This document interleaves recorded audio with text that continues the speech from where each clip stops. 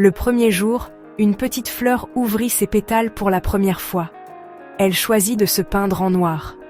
Mais personne ne vint. Ni vent, ni abeille. Même pas une mouche. Elle se sentit invisible, comme si elle n'existait pas. Le lendemain, elle tenta le blanc. Un papillon se posa, tout léger, mais ses ailes battirent si vite qu'elle en trembla. Ce n'était pas le bon partenaire.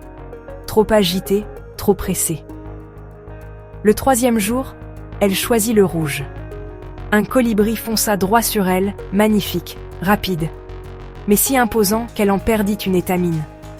Pas le bon non plus. Alors, le quatrième jour, elle tenta le violet. Et là, une abeille arriva. Pas trop grande, pas trop rapide. Juste, parfaite. Elle dansait en silence, effleurait les pétales, récoltait un peu de nectar et repartait sans rien froisser. Le jour suivant, la fleur se repeignit en violet. Et l'abeille revint. Puis une autre. Et une autre encore. Toujours aussi élégante, constante, fidèle. Depuis ce jour, la violette est restée violette. Parce qu'un jour, elle a rencontré l'abeille. Et que c'était tout simplement le bon choix. Mais bien sûr, les fleurs ne prennent pas vraiment ce genre de décision. Elles ne choisissent pas leur couleur comme on choisit une robe. Alors, comment expliquer cette belle histoire? Scientifiquement, tout commence dans le cœur de la fleur. Ces cellules produisent des pigments naturels, et ce sont ces pigments qui donnent aux pétales leur teinte rouge, bleu, violet, jaune, orange, rose. Selon la quantité, le mélange, la lumière ou même la température, la couleur peut varier légèrement d'une fleur à l'autre. Mais pourquoi ces couleurs? Pour faire joli? Pas du tout.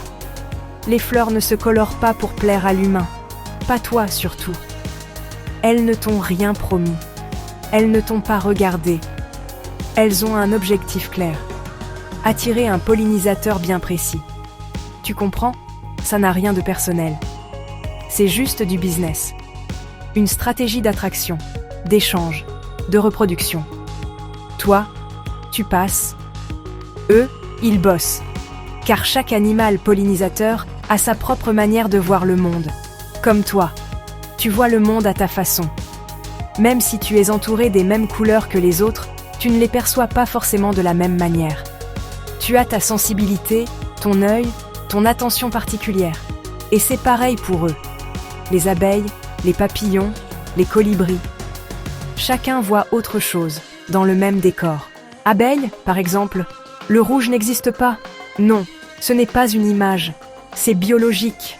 Les scientifiques ont étudié ses yeux, ses récepteurs visuels, ses réactions. Et ils ont découvert que l'abeille ne possède aucun capteur pour la lumière rouge. Elle voit surtout l'ultraviolet, le bleu et le vert.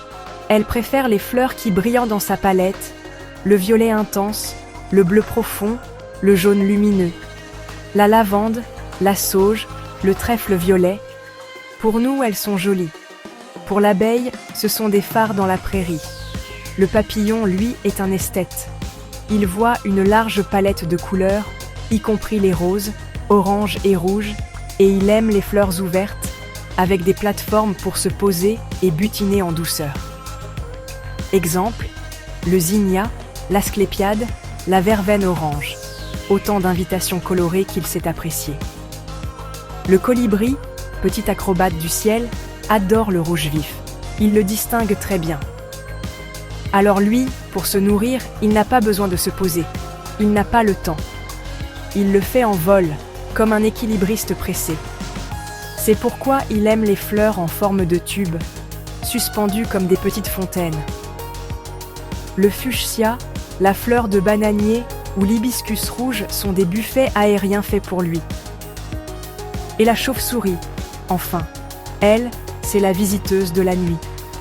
Elle ne voit pas vraiment les couleurs, ou en tout cas, ça ne l'intéresse pas trop. Alors peut-être que c'est pour ça que les fleurs qui l'attirent n'ont jamais trop insisté. Elles ne se sont pas cassées la tête avec des teintes vives. Elles sont restées blanches, crème, pâles. Parce que pour la chauve-souris, les couleurs, c'est bof. Ce qu'elle aime, c'est c'est ce qu'elle sent, ce qu'elle repère dans l'ombre, la forme, l'odeur forte et la présence du nectar. Comme la fleur du baobab, la dachine nocturne ou le cactus saguaro. Elles s'ouvrent la nuit, diffusent un parfum fort et attendent patiemment leur visiteuse. Tu vois? Ce que toi tu vois, ce que voient, ce que les fleurs montrent, tout cela dépend de la relation, de la perception et du langage secret de la nature. Les couleurs des fleurs ne sont pas là pour faire joli. Elles sont là pour communiquer, pour attirer, pour vivre. Et si la violette est devenue violette, c'est parce qu'un jour, une abeille l'a vue, et qu'elle a compris que c'était elle, la bonne.